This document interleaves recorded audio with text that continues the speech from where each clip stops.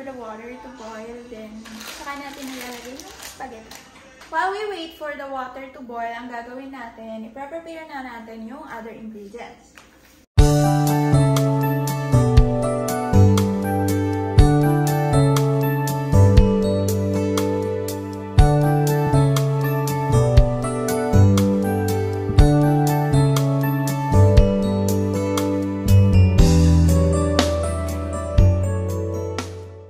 Let's just wait for the water to boil. Then, mamaya, pag ilalagay natin ito, lagyan natin ng salt. Napanood ko lang. I don't know kung bakit lalagyan ng salt, pero yun yung napanood ko. So, gawin na lang natin.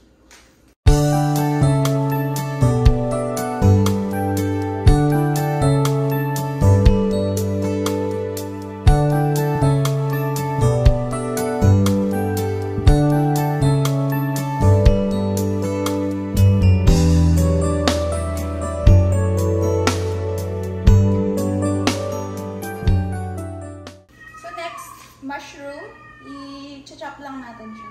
Slice on. I'm using jolly mushrooms. Maliliit na pala yung mushroom, so I don't think kailangan ko pa siyang slice. So I think okay naman na siya. Kailangan pala ng butter, pero hindi ako nakabili ng butter. So, wag na. Tuna, we already have here the century tuna. Isa lang. So, mamaya lalagyan natin ng luncheon meat, spam, yes, garlic and onions. Okay na yan. 8 to 12 minutes natin i-boil yung pasta. And hindi ko ilalagay lahat to, half lang. Half. So, medyo nag-boil na siya. I think pwede na ilagay. But before that, lagyan ko muna ng salt. So, ganito karami siguro. I think this would be enough. So, ayan, since nagbo-boil na siya. Ayan, then, haluin lang natin. Let's halo lang. Ayan, then, lagyan ko onti lang.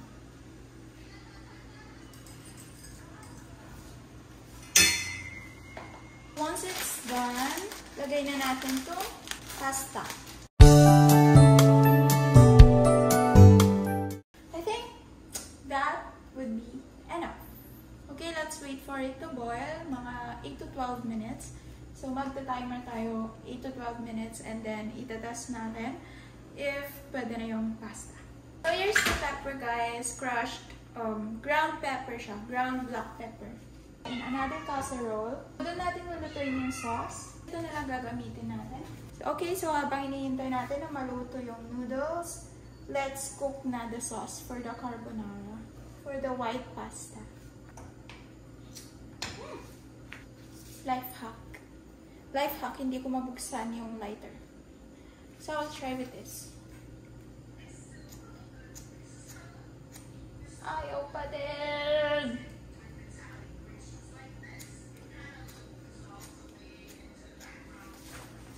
Life hack ulit.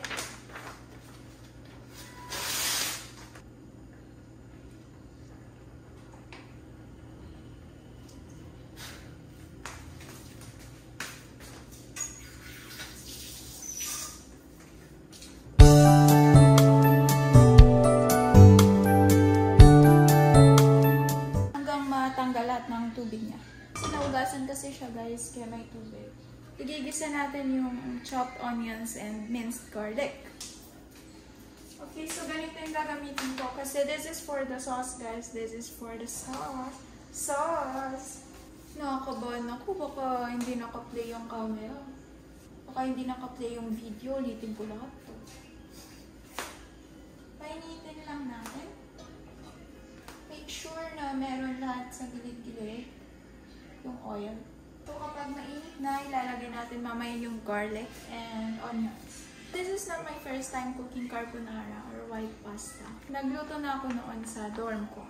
So, masarap siya, guys. Nag-aano na yung timer. So, ibig sabihin 8 minutes na. Kaya, I think hindi pa luto yung pasta. So, let's add 4 minutes more or 5 minutes.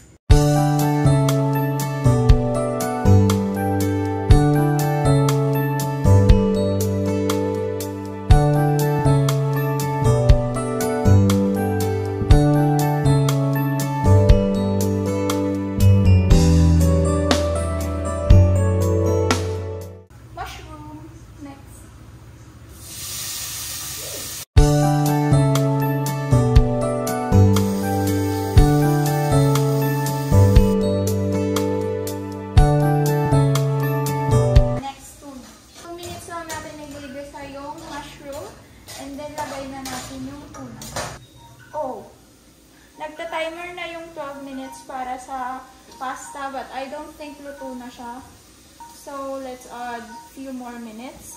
5 minutes ulit. Lagay na natin ang tuna.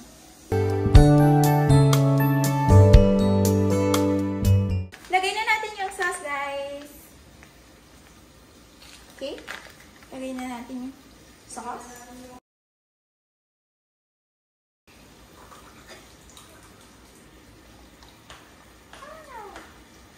Lagay na natin ang sauce, guys.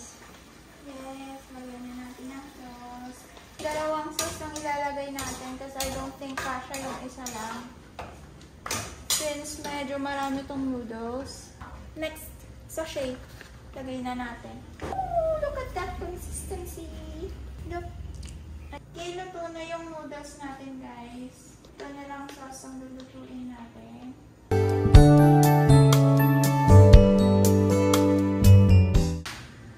Here's the pasta. Lutuin muna natin mabuti yung sauce. Set aside muna natin yung pasta, guys.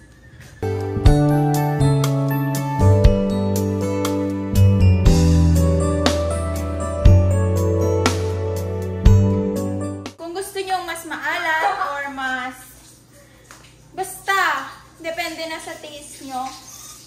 Pwede nyong lagyan ng asin or paminta. Basta lasahan nyo muna siya bago nyo patayin. Patayin ang po. Bago nyo i-turn off yung yun, guys.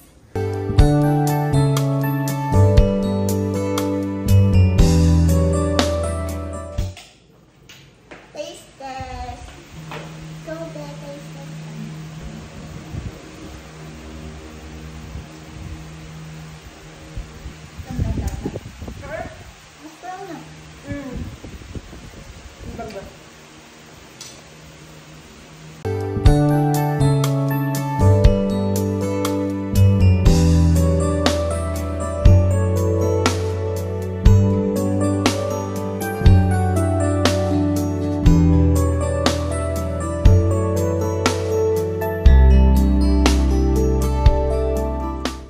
Guys, I think that's it for the vlog. Thank you for watching this video and salamat sa pagsama niyo sa akin na magluto ng white pasta or carbonara. Bye guys! See you next episode!